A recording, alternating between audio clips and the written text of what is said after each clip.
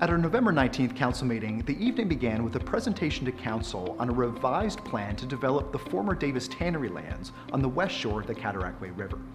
Now, the plan calls for the construction of over 1,500 residential housing units across the long-abandoned industrial site.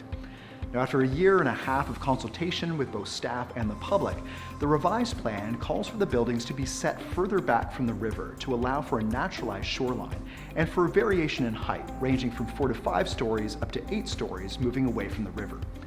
Now, the existing soil is heavily contaminated, and so next month, Council will need to decide to extend its Brownfields program to allow for future tax reductions to help offset the cost of the environmental cleanup, estimated at over $60 million.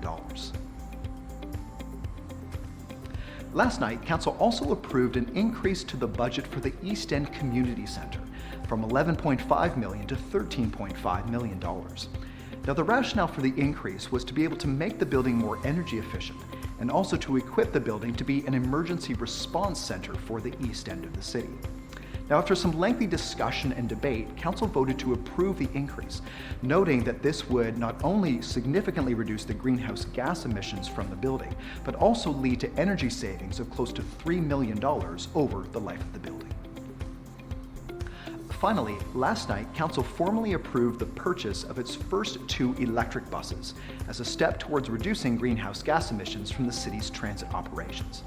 Now, the purchase was financed by both city funds and grant funding from the federal government, and also included the purchase of the equipment necessary to charge the buses. That led to a further discussion with staff about the level of infrastructure and electricity that will be required as the city continues to move from diesel buses towards more electric buses in the future. The city's first electric bus is scheduled to be delivered by the end of 2020.